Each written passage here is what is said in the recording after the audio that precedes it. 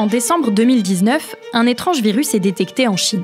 En quelques semaines, le Covid se répand à travers le monde et cause de nombreux morts. Restrictions, masques, confinements, partout, la pandémie bouleverse nos vies et soulève énormément de questions. Aujourd'hui, que sait-on de cette maladie et qu'en reste-t-il ? Je suis Charlotte Baris et vous écoutez Le Covid 5 ans après, une série originale de La Loupe, le podcast quotidien de l'Express. Épisode 3, après la crise vient le progrès. La semaine dernière, comme souvent dans La Loupe, on vous parlait d'innovation technologique. Et dans ces épisodes, vous avez peut-être noté qu'il était régulièrement question de la pandémie de Covid-19. Il y a aussi le moment en fait, où le métavers est arrivé, c'était une période du Covid. Les NFT, il y a eu beaucoup de spéculation aussi parce qu'en plein confinement, certains n'avaient rien d'autre à faire. Certaines boîtes de la tech ont explosé grâce au Covid, le e-commerce par exemple. Les confinements ont parfois été une source d'inspiration pour de nouvelles technologies ou une manière d'en développer d'autres qui n'arrivaient pas à émerger. Le Covid a aussi provoqué une révolution dans notre quotidien grâce au télétravail, à la multiplication de plateformes d'échange, par exemple pour discuter entre parents et professeurs, ou bien dans notre façon de regarder des films et des séries. Mais la pandémie a surtout poussé à l'innovation dans le domaine de la santé. Nous avons eu recours à la téléconsultation, nous avons tous découvert l'ARN messager et les tests antigéniques et PCR. 5 ans plus tard, où en est la révolution sanitaire ? Après la pandémie, on s'était déjà intéressé aux innovations apportées par la crise sanitaire. L'épisode s'appelait « Le virus du progrès ». Toutes ces innovations nous font progresser pour mieux connaître les virus, mieux anticiper les épidémies et donc, à terme, mieux les contrôler. Et la crise a montré qu'elle pouvait être utile et prometteuse. Vous avez peut-être reconnu Stéphanie Benz, la chef du service Sciences et Santé de l'Express, qui est de retour avec nous aujourd'hui. Bonjour Stéphanie. Bonjour Charlotte. Quelques années plus tard, on s'est dit qu'un point d'étape sur toutes ces techniques était nécessaire. On va d'abord s'intéresser au progrès qu'on a fait dans la gestion d'une épidémie. L'extrait qui m'intéresse dans notre ancien épisode, c'est celui-ci. Surveiller les eaux usées, cela permet de détecter des virus ou des bactéries qui sont excrétées par les selles ou les urines des personnes infectées. Cette méthode, elle a justement été préconisée par des chercheurs français qui voulaient la développer. Ils veulent monter une plateforme de recherche pour détecter les maladies infectieuses émergentes, pour réussir à les repérer très en amont. Alors, aujourd'hui, Stéphanie, est-ce que l'analyse des eaux usées est encore utilisée ? Alors, c'est une nouveauté qui a effectivement été amenée par le Covid et qui perdure aujourd'hui. Pendant la crise sanitaire, une équipe française, l'équipe Aubépine, mais aussi d'autres scientifiques à l'étranger, ont montré qu'on pouvait effectivement suivre les vagues épidémiques dans les eaux usées. Cela existait déjà avant, on savait déjà le faire notamment pour le virus de la polio, mais c'était peu utilisé. Depuis, en France, mais aussi à l'étranger, le Covid continue d'être suivi dans les eaux usées. Et en plus, les équipes d'Aubépine, et puis évidemment d'autres chercheurs aussi, travaillent à adapter cet outil à d'autres pathogènes et aussi à l'utiliser dans des pays pauvres, là où il n'y a pas forcément de station d'épuration. Alors, j'ai envie de te raconter une expérimentation intéressante qui s'est passée cet été en France aussi avec les eaux usées. Santé publique France a voulu profiter des Jeux Olympiques pour savoir si l'analyse des eaux usées pouvait être utile comme outil d'alerte sanitaire à l'occasion des grands rassemblements de population. Et pour ça, évidemment, les JO, c'était idéal. Les scientifiques se sont organisés pour suivre dans les eaux usées plusieurs virus. La polio, le Mpox de la variole du singe, 2 souches de grippe et aussi la rougeole. Ils ont prélevé des eaux usées sur 5 sites dans une station d'épuration à Paris, mais aussi à proximité de plusieurs grands sites sportifs et culturels. C'était une expérimentation très intéressante, mais elle a aussi montré les difficultés à réellement faire passer cet outil dans la pratique courante des agences de surveillance. Et quelles sont ces difficultés ? Alors, si on sait que scientifiquement cela fonctionne, que ça peut être utile, on voit que les autorités sanitaires ont malgré tout un peu de mal à l'intégrer complètement dans leurs outils de surveillance parce qu'ils se posent encore plein de questions sur l'interprétation des données. Et de fait, avec cette expérimentation sur les JO, c'en est vraiment resté au stade d'expérimentation. Il n'était pas vraiment prévu de prendre des mesures de gestion de crise si jamais un virus ou un pathogène était trouvé dans les eaux usées. Et d'ailleurs, à tel point qu'aujourd'hui, aujourd'hui, certaines données tirées des eaux usées des JO sont encore en cours d'analyse. Autre élément qu'on a tous découvert à l'époque, je l'ai dit en introduction, ce sont les tests. Oui, alors évidemment, on connaît les tests Covid. On a aussi depuis déployé un peu plus largement les tests contre les angines, par exemple, en pharmacie pour savoir quel médicament prendre, s'il faut prendre un médicament ou pas. Mais ces tests coûtent cher et on s'est rendu compte, notamment à la fin de l'épidémie, qu'ils avaient été assez mal utilisés. C'est l'épidémiologiste Antoine Flahault qui me l'a rappelé récemment, mais des centaines de milliers de tests ont été faits lors des vagues Omicron au cours des mois de janvier et février 2022. Et en fait, les résultats de ces tests n'ont apporté que très peu d'informations opérationnelles puisqu'on ne confinait plus la population, on n'isolait plus les cas détectés positifs et on ne recherchait plus leurs contacts. Donc en gros, ça ne servait pas à grand-chose d'un point de vue de gestion de l'épidémie de continuer à payer autant de tests. Donc ça a été vraiment une gabegie. À cette occasion, les scientifiques ont réfléchi et ils en ont conclu qu'il aurait sans doute mieux valu mettre tout cet argent dans, par exemple, l'analyse des eaux usées dont on parlait justement pour encore améliorer cet outil ou pour développer une autre méthode qui a très bien marché en Angleterre, les tests aléatoires. En quoi ça consiste, les tests aléatoires ? Alors, c'était un peu comme un sondage avec un échantillon représentatif de la population, sauf que là, l'échantillon, en l'occurrence, était beaucoup plus grand puisqu'on parlait de 180 000 personnes. Et puis, les tests, c'était pas des questions, mais c'était bien des tests PCR avec les bâtons dans le nez, etc. Et donc, ces 180 000 personnes étaient testées à échéance régulière et ça permettait de suivre l'évolution de l'épidémie. Et on s'est rendu compte que c'était vraiment très utile. Et là, le Royaume-Uni en Europe était un des rares pays à faire ça. Et du coup, tous les épidémiologistes suivaient de près les données britanniques, y compris en France. En revanche, il y a une autre méthode dont on a beaucoup parlé à l'époque, c'était la surveillance de l'épidémie par les téléphones portables, puisqu'on s'est rendu compte que les téléphones portables permettaient de suivre les mouvements de population et donc de suivre aussi le déplacement du virus en quelque sorte. Et ça a permis à un certain moment d'affiner les prévisions des épidémiologistes, mais finalement, ça n'a pas été vraiment utilisé depuis. Stéphanie, nos auditeurs se souviennent certainement d'une petite phrase que toi et tout le reste du service répétaient régulièrement durant les épisodes.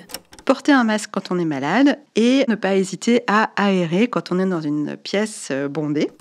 Oui, avec le Covid, les scientifiques et la population aussi, plus largement, se sont bien rendus compte que le masque et aussi l'aération étaient des outils indispensables en cas d'épidémie de virus respiratoires. On sait qu'il serait utile de les utiliser, y compris maintenant. Et pourtant, qui porte encore un masque aujourd'hui en cas de symptômes respiratoires ? Personne, ou presque. Et c'est pareil pour l'aération, on en a beaucoup parlé, surtout concernant les écoles, et en fait, il ne s'est pas passé grand-chose. Dépister et aussi aérer, voilà l'autre geste barrière face à Omicron. Une école sur 5 est équipée de ce petit boîtier, un thermomètre qui indique la qualité de l'air dans la classe. Pourquoi ? Parce que malheureusement, les autorités sanitaires, les autorités politiques n'ont pas soutenu ces mesures. Repense au masque, par exemple. On nous a dit qu'on allait nous en libérer. C'est un vocabulaire très négatif et qui a probablement en réalité tué cet outil pour très longtemps. Alors que si c'était passé dans les mœurs, ça aurait été formidable parce que ça aurait permis aussi de limiter les épidémies de grippe saisonnière qui, rappelons-le, font encore chaque année des milliers de morts dans notre pays. Et ce discours négatif, il concerne aussi l'aération ? Ah oui, tout à fait. En fait, là, pour l'aération, c'était même pire que ça. Il n'y a pas eu de discours négatif. En fait, il n'y a pas eu de discours du tout. C'est-à-dire qu'on a eu quelques messages pour insister sur l'importance de l'aération, mais au-delà de ça, il ne s'est rien passé. Alors qu'on pourrait mettre en place des systèmes d'aération efficaces dans les immeubles et les lieux qui reçoivent du public, mais en réalité, aucun pays n'a pris réellement le problème à bras-le-corps. Dans un épisode sur le Covid, il fallait évidemment évoquer la vaccination. J'imagine, Stéphanie, que l'expérience qu'on a tirée de ce procédé à grande échelle, avec des centres au plus proche de la population, ça a eu des conséquences positives. Alors oui, ça a très très bien marché, la vaccination, malgré, on disait beaucoup que les Français étaient tous anti-vax. En réalité, la vaccination a été un très grand succès pendant cette pandémie, dans toute l'Union européenne, mais aussi en France, où la population a largement joué le jeu et s'est très largement protégée. Mais malheureusement, là aussi, on voit que cette dynamique s'est perdue. La couverture vaccinale contre la grippe, par exemple, reste largement insuffisante, bien loin de l'objectif de 75% de la population fixé par les autorités sanitaires. L'an dernier, par exemple, à peine plus de la moitié des plus de 65 ans se sont fait vacciner alors qu'ils font partie des populations à risque. Et cette année, la campagne vaccinale paraît encore plus mal partie. Si on parle des vaccins, on peut évoquer aussi un autre mauvais point, quand même, très important, c'est que l'Europe continentale, en dépit de sa mobilisation, de sa recherche publique très dynamique, très productive, de son industrie pharmaceutique et vaccinale très puissante, a perdu la course au développement d'un vaccin contre la Covid. Elle a dû se contenter d'acheter les vaccins mis au point aux États-Unis et au Royaume-Uni. Et alors là, évidemment, c'est un avertissement énorme. Il va falloir vraiment se poser la question de comment pourra-t-on faire mieux la prochaine fois. Les progrès pour gérer une épidémie 5 ans après le Covid sont donc à nuancer, mais ce virus a également fait avancer la médecine. C'est ce qu'on vous raconte dans la suite de cet épisode.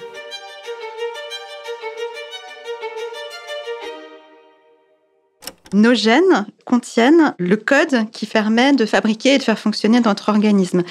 Pour que tout ça fonctionne, nos gènes envoient à nos cellules un petit message qui s'appelle l'ARN, qui est utilisé par les cellules pour fabriquer les protéines dont notre organisme a besoin. Et il était indispensable de diffuser à nouveau cette définition parce que l'ARN, Stéphanie, c'est le progrès principal de cette épidémie de Covid. Tout à fait, Charlotte. La crise a fait faire un saut technologique à la vaccination. Le fait qu'on arrive à développer très vite les vaccins Covid avec la technologie à ARN messager a montré que c'était une technique opérationnelle alors qu'elle traînait sur les étagères des laboratoires depuis déjà de nombreuses années. Avec le succès contre la Covid, beaucoup de scientifiques et beaucoup de laboratoires en ont profité pour faire avancer leurs projets. Tu as des exemples de projets ? Alors, après les vaccins contre le Covid, on a vu arriver cet été, pour la première fois, un autre vaccin à ARN messager autorisé par l'Union européenne. C'était celui de Moderna contre le VRS. Le VRS, c'est un virus qui donne à la fois des bronchiolites chez les bébés, mais aussi des graves infections pulmonaires chez les personnes âgées. Et c'est pour cette deuxième population, donc les personnes âgées, que ce nouveau vaccin a été autorisé. Et on sait que d'autres vaccins ARN messager sont en développement contre de nombreuses autres maladies, par exemple le Mpox, la grippe ou le VIH, mais aussi contre les cancers. Et comment l'ARN permet de faire tout ça ? Comme pour les vaccins contre les maladies infectieuses, il s'agit d'injecter aux malades un petit morceau de l'agent pathogène contre lequel on veut les protéger pour apprendre à leur système immunitaire à le reconnaître et à l'éliminer. Ici, il ne s'agit pas d'un virus ou d'une bactérie, mais des propres cellules cancéreuses du patient, ou plutôt d'une petite partie du matériel génétique de ces cellules cancéreuses. L'avantage de la technologie ARN messager, c'est que cela permet de mettre au point un vaccin adapté à la tumeur de la personne de façon bien plus rapide qu'avec d'autres technologies vaccinales. C'est donc très prometteur. Ça, c'est pour l'ARN. Quels sont les autres progrès scientifiques permis par le Covid ? Alors, le Covid a aussi permis de faire évoluer les méthodes de réanimation. Et je pense que tu as une définition dans ton armoire, celle de l'oxygénothérapie. Tout à fait, et la voici. L'oxygénothérapie à haut débit, c'est un mode d'administration de l'oxygène qui permet de distribuer avec une simple canule nasale jusqu'à 100 litres d'oxygène par minute aux patients, alors que le mode d'administration classique ne représente que 2 à 10 litres par minute. Les équipes des services de réanimation faisant face à une pénurie de respirateurs artificiels se sont tournées vers ces distributeurs d'oxygène jusqu'alors peu utilisés. Et ça a marqué un véritable tournant dans la prise en charge de ces malades. Depuis, cette pratique n'est plus réservée aux seuls patients du Covid. Elle a également été étendue à d'autres pathologies qui nécessitaient d'ordinaire un placement sous ventilation artificielle. Donc pour un certain nombre de patients, pas tous évidemment, mais pour un certain nombre d'entre eux, cela a aussi permis de faire baisser la mortalité de façon plus générale dans les services de soins intensifs. Pour une raison très simple, c'est que cela évite d'avoir à recourir à l'intubation qui, elle, est bien plus invasive et dangereuse. J'ai préparé une autre définition pour cet épisode. Il s'agit des anticorps monoclonaux. Ce sont des médicaments qui sont des anticorps, comme ceux que notre organisme fabrique quand il est attaqué par un virus ou qu'on est vacciné. Sauf que là, ils sont fabriqués en laboratoire et administrés aux patients. Donc ce sont des anticorps de synthèse. Stéphanie, en quoi le Covid a fait progresser cette méthode ? Alors, les anticorps monoclonaux ont été utilisés pour leur action antivirale. Ils permettent à une personne qui n'a pas pu développer d'anticorps par la vaccination ou une infection précédente de remplacer les anticorps produits naturellement par le système immunitaire par ces anticorps de synthèse. On a donc beaucoup travaillé dessus pendant le Covid. Le grand avantage des anticorps monoclonaux par rapport au vaccin, c'est qu'ils offrent une protection immédiate dès l'injection, contrairement à la vaccination avec laquelle il faut généralement compter 2 à 3 semaines pour que l'organisme commence à fabriquer ses propres anticorps. Et donc, dans quel cas il pourrait être utile ces anticorps monoclonaux ? Aujourd'hui, ils peuvent suppléer à la vaccination, par exemple quand il n'y a pas encore de vaccin, comme c'est le cas pour la bronchiolite de l'enfant. C'est notamment l'exemple du Beyfortus. Le Beyfortus, tu sais, c'est cet anticorps dont on parle beaucoup, qui est administré aux bébés pour les protéger de la bronchiolite. Alors là, on ne bloque pas l'infection, mais on empêche les formes sévères qui emmènent les bébés en réanimation. Les anticorps monoclonaux se sont montrés aussi très utiles pour les personnes qui ne peuvent pas développer leurs propres anticorps, donc les personnes immunodéprimées. Ça permet de les protéger contre les maladies. Et puis, ils pourraient aussi être très utiles à l'avenir dans des épidémies pour lesquelles on n'a pas encore développé de vaccin. Par exemple, la fièvre du Nil occidental. On le comprend donc, Stéphanie, l'épidémie a permis à la recherche de faire un grand bond en avant. Oui, bien sûr. Alors, j'ajouterais quand même une chose, c'est que, encore une fois, tu parlais des anticorps monoclonaux. La France, qui a des labos académiques, donc universitaires ou hospitaliers, qui travaillent sur le sujet, n'est pas à la pointe parce qu'ils n'ont pas les moyens financiers d'aller plus loin dans leur développement. Ça montre encore une fois qu'il faut mettre beaucoup plus d'argent pour aider à financer la recherche et surtout le développement des nouveaux produits thérapeutiques en France. Le rappel est très important. Merci beaucoup Stéphanie d'être venue nous reparler du Covid. Merci Charlotte, à bientôt. Demain, dans le dernier épisode de cette série, on va s'intéresser à un gros point d'interrogation qui plane sur cette pandémie, le Covid long. Les épisodes qu'on y avait consacrés laissaient beaucoup de questions en suspens. Pour ne pas rater ce podcast, chers auditeurs, ça se passe sur toutes les plateformes d'écoute, Castbox, Spotify ou encore Deezer par exemple. Vous retrouverez un nouvel épisode de La Loupe dès 6h du matin du lundi au vendredi. Le Covid 5 ans après est une série originale de La Loupe, le podcast quotidien de l'Express, réalisé par Jules Cros. À demain!